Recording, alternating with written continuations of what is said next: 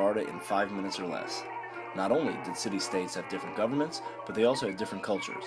Two city-states, Athens and Sparta, lived very different lives. They were only 150 miles apart, yet they couldn't be more different. Why, you ask? Geography could be one of the reasons. Athens is in central Greece, only 4 miles from the Aegean Sea. They could just hop on a boat, travel to the outside world, and learn new things.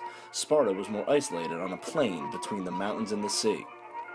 They were suspicious of outsiders and their ideas. They grew what they needed and took what they couldn't grow from their neighbors. In case you couldn't figure it out, these two did not get along. One difference was government. Athens became a democracy in 500 BCE. All free men over the age of 18 were considered citizens. A council of 500 men over the age of 30 met every day to run the day-to-day business of government. Proposed laws needed to be approved by the assembly. At least 6,000 citizens needed to show up for this meeting, and if they didn't, slaves would round them up to participate, kind of like cows. Sparta, on the other hand, was an oligarchy. The Council of Elders, which consisted of 2 kings and 28 men, made all the important decisions. Members of the Council of Elders were elected by an assembly. The assembly was just like in Athens. To be in the Council of Elders, men had to be at least 60 and from a noble family. Let's talk about economy.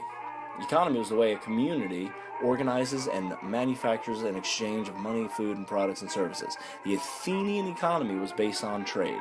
Athenians traded honey, olive oil, silver, and pottery with the neighboring civilizations. Athens developed their own coins to make trade easier. They also had a big marketplace called the Agora in order to buy and sell goods.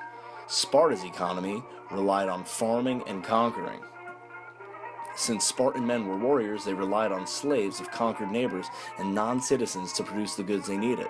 Sparta discouraged trade for fear that new ideas would weaken their government. Sparta also had long iron rods for their money, since these would be more difficult to steal. The education of each of these city-states was a little different as well. Athenians believed that producing good citizens was the main purpose of education. Athenian boys and girls were educated much differently.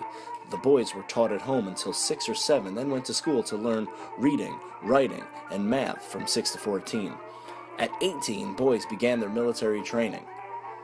Athenian girls did not learn to read or write in the fashion that boys did. Girls were taught to cook, clean, spin thread, and weave by their mothers. Spartans, on the other hand, believed the purpose of education was to produce men and women to protect the city-state, and if a baby did not appear strong, they would be left to die on a hillside. All Spartan children were trained to fight. Being a brave soldier was extremely important. Let's talk women. In Athens, women were not considered citizens, and because of this, they had fewer rights than men. They could not own property, vote, or attend the assembly. Most couldn't even choose their husbands. Few women had jobs, some sold goods in the market. Women had the most influence in the home. They managed their home and raised the children. In Sparta, women lived a simple life. They wore plain clothing, no jewelry or makeup, and were expected to be strong and ready to fight. Spartan women had more rights than other Greek men. They could own and control property. If their husband is away at war for too long, they were allowed to marry another man. And slaves. Slaves were abundant in ancient Athens. Even the poor owned at least one slave. Many slaves were born into slavery or were captured in wars. Slaves ran households, tutored children, worked in farms or factories, or if you were truly unlucky, you worked in the silver mines. Slaves in Sparta are also people that had been captured in war. The slaves in Sparta outnumbered the citizens. The Spartans were so worried that slaves would revolt that they would declare war on the slaves from time to time in order to legally kill them. Although they were slaves, they enjoyed some freedoms, such as marrying whomever they wanted, sell extra crops, and even buy their own freedom. There you have it. Athens and Sparta in 5 minutes or less. Here are some references.